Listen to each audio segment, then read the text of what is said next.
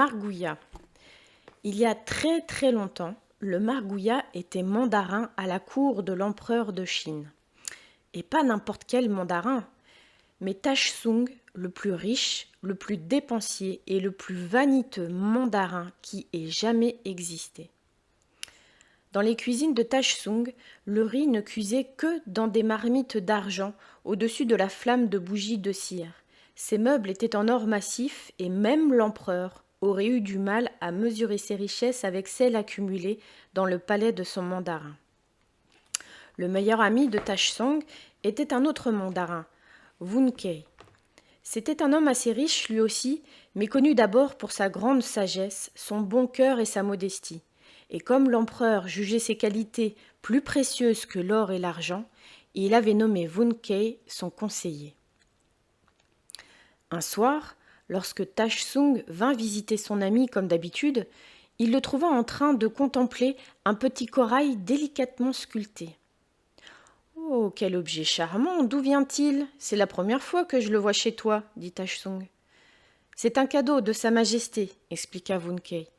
N'en trouves-tu pas les sculptures merveilleuses? Oui, admit Tashsung, rongé par l'envie. La minuscule sculpture semblait le narguer avec son prix insignifiant et sa valeur immense, car personne, pas même l'homme le plus riche du monde, ne peut acheter un cadeau de l'empereur. Tashsung fit semblant de vouloir regarder le corail de plus près, le souleva et le laissa tomber sur le sol de marbre où il se brisa en petits morceaux. « Oh, que je suis maladroit! Je suis vraiment navré !» s'écria-t-il. « Mais je t'en supplie, cher ami, ne m'en veuille pas pour la perte de ce bibelot, je t'en offrirai un autre bien plus riche à sa place. » Et en effet, le lendemain, son serviteur apporta à Wun Kei une branche de corail énorme, entièrement couverte de sculptures. Pour dire la vérité, c'était un objet si voyant qu'il frisait le mauvais goût, mais son prix devait être si élevé que le cadeau délicat de l'empereur aurait paru pauvre en comparaison. L'empereur, au courant de tout, n'apprécia guère ses façons. Toutefois, il ne montra pas ses sentiments, mais invita les deux amis au palais. La conversation tourna bientôt sur un sujet cher à Tashsung, la richesse. « J'ai entendu dire que vous possédez tout ce qu'on peut posséder sur terre, lui dit l'empereur. Serait-ce possible ? Se vanta J'ose Tashsung. l'affirmer, Majesté, Et vous, et je Wun peux le Kei, prouver qui à fréquentez quiconque souvent dirait sa le maison, contraire. êtes-vous d'accord avec votre ami ? Je crains qu'en ce cas, cela ne soit impossible, Majesté. Aucun être humain ne peut tout posséder, même pas l'empereur lui-même. L'un de vous doit avoir tort, et je suppose qu'il vaudrait la peine de savoir lequel, sourit l'empereur. Que diriez-vous d'un concours public ? Je mets mon trésor au service de Wun Kei, qui affirme que pas plus que le vôtre, il ne saurait tout contenir. Chacun de vous, à tour de rôle, montrera un objet précieux dont l'autre devra produire le pendant, sous peine de perdre le concours et les richesses qu'il y aura exposées. Oh, mais voilà une idée merveilleuse, approuva Tashsung, savourant d'avance le plaisir d'éblouir la cour par ses trésors. Il ne resta donc à Wun Kei qu'à accepter ce jeu étrange, ce qu'il fit le cœur lourd. Il savait qu'il était temps que son ami apprenne la juste valeur des choses, mais il avait de la peine en pensant que Tashsung se verrait humilié. L'empereur décida que le concours aurait lieu le surlendemain, dans la grande salle d'audience du palais. Tout le monde, on frotta et on nettoya, préparant le grand événement, car, de mémoire d'homme, on avait entendu parler d'un si bizarre concours. Et le jour venu, la salle d'audience était si bondée qu'on n'aurait pas pu y placer une aiguille. L'empereur était assis au premier rang sur un trône d'or. Autour de lui se tenaient les ministres et les conseillers. Plus en arrière, les courtisans et les chambellans. Et puis les cuisiniers et jusqu'au plus petit mitron. Personne n'avait voulu manquer le spectacle.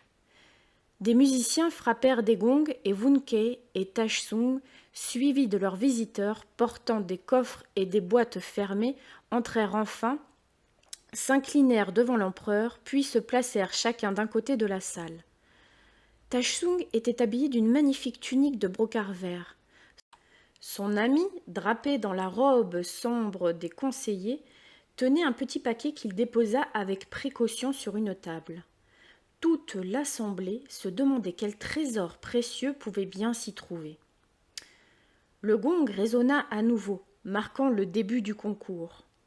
Tashsung ouvrit sa première boîte et présenta un lingot d'or scintillant.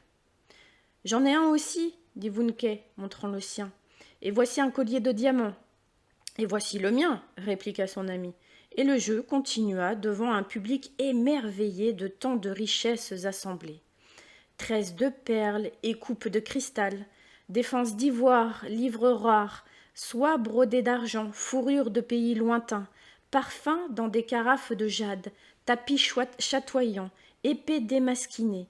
Il semblait inconcevable qu'un seul trésor ait pu être oublié lorsque Wun-Kei ouvrit enfin son petit paquet.